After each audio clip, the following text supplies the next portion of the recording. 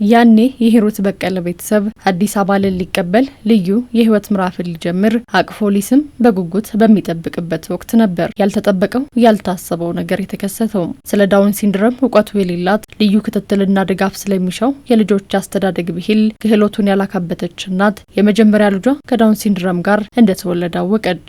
የመጀመሪያ ልጄ ነው ልዑል እና ስወልደው ሐኪሞች ናቸው ስለ ዳውን ሲንድሮም ኬዝ እንዳለበት የነገሩኝ።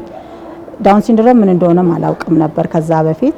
በኋላ ግን ሐኪሞች ካስረዱኝ በኋላ ፔኑ ከባድ ነበር ለኔ። የመጀመሪያ ልጄ ነው። ዳውን ሲንድሮም ምን እንደሆነ አላውቅም፣ ግን ሐኪሞቹ የነገሩኝ መንገድ በጣም ከብዶኝ ነበርና ከባድ ነበር ለኔ፣ መቀበልም አቅቶኝ ነበር። ስለ ዳውን ሲንድሮም እንብዛም እውቀት ከሌለበት ማህበረሰብ የወጣችው ሂሩት በቀለ ልጇ ልክ እንደ ኩዮቹ በርቆ ያድግ ተምሮ ይለወጥ ዘንድ ካላት ጉጉት በአቅራቢያዋ ባለ ትምህርት ቤት ብታስገባውም ውጤቱ የጠበቀችው ሂደቱ የተመኘችው ያህል ባይሆንላት ሀዘን ልቧን አቆርቁዞ ተስፋ መቁረጥ ቤቷን ጋርዶት አመታትን አሳልፋለች።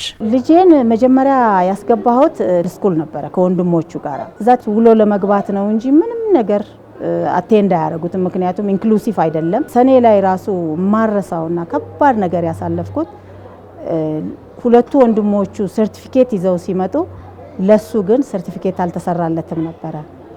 ያን ጊዜ በጣም ያዘንኩበትና የከፋኝ ጊዜ ነበረ። ዳይሬክተር ቢሮ ድረስ ሄጄ አልቅሼ ልጄ እያለቀሰ እንደ ወንድሞቹ አይነት ሰርቲፊኬት ስላልተሰራለት አትሊስት ስሙን ጻፉና ሰርቲፊኬት ሰርታችሁ ስጡኝ ያልኩበት ጊዜ ነበረ። ይሄ ለእናት ከባድ ነበር። ልክ እንደ ሂሩት በቀለ ያሉ ስለ ዳውን ሲንድሮም በቂ ግንዛቤን ያላካበቱ እናቶች ዛሬ እንባቸው ሊታበስ ፊታቸው ከፈገግታ ሊወዳጅ ግድ ብሏል። በዲቦራ ፋውንዴሽን አማካኝነት ትላንት በር ተዘግቶበት የቆየ ልጇን ከኩዮቹ ጋር እንዲውል ከትምህርት ገበታ እንዲቀርብ ምቹ መደላድሎች ተፈጥረውለታል። ታዲያ ይህን የተመለከተው የዚያችን ስብስብ እናት ዓይን ሀሴቱ እጥፍ ድርብ ሆኗል። ልጄ ትምህርት ቤት አግኝቶ ከጓደኞቹ ጋር ውሎ ተምሮ እንዲሁም ደግሞ በሰራው ስራ ሰርቲፊኬት ተሰርቶለት ላይፍ ስኬሉ ላይ አፕዴት አድርጎ ሁሉን ነገር እውነቴን ነው ንጽህናው ተጠብቆ ያውን በነፃ ያለምንም ክፍያ ዲቦራ ፋውንዴሽን ለኛ ልጆች ያደረገው እጅግ ትልቅ ነገር ነው።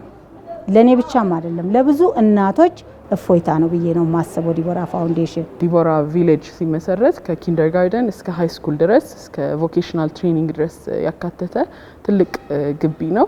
ልጆቹ ገና 4 አመት ልጅ ሲመጣ ያው ኬጂ ይገባል።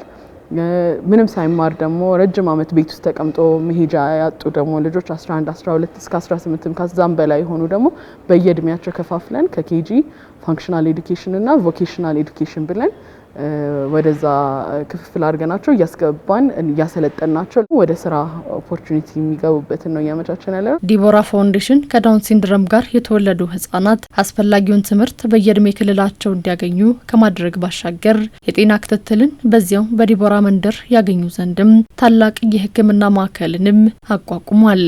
ዲቦራ አንዱ ፒላሩ ደግሞ ትምህርት ነበር የጨረስነው። የጤና ፒላራችን ላይ ዲቦራ ፔዲያትሪክ ሴንተር የሚለውን ማቋቋም ችለናል። ይሄ ፔዲያትሪክ ሴንተር ከሁሉም ስፔሻላይዝድ የሆኑ ዶክተሮች ኖረውት ሁሉንም ቼክአፖች እዚህ ልጆቹ ማድረግ እንዲችሉ ሁሉንም ምርመራዎች ማድረግ እንዲችሉ በዚህ ነገር የሰለጠኑ ባለሙያዎችን እዚህ አርገን ቴራፒም እንዲሰጣቸው እነዚህ ልጆች ሁሌ ቴራፒ በጣም የሚያስፈልጋቸው ልጆች ናቸው። ከፊዚዮም ቢሄቪየራልም ስፒችም ቴራፒ ያስፈልጋቸዋል። እነዚህ ሲደረግላቸው ደግሞ ብዙ ለውጥ ያመጡ ልጆች አሉ። ልጆቹ ከሰራንባቸው ካሳየናቸው ካሰለጠናቸው ራሳቸውን መርዳት እንዲሁም ደግሞ ቤተሰብንም አገርንም መጥቀም ይችላሉ ብዬ አስባለሁ። የራሳቸው ክህሎት አላቸው የኛ ልጆች ማለት የራሳቸው ታለንት አላቸው። በታለንታቸው ታንጸው ላይፍ ስኬላቸው ላይ ተሰርቶ ራሳቸውን በራሳቸው መምራት እንደሚችሉ እኔ ምስክር ነኝ።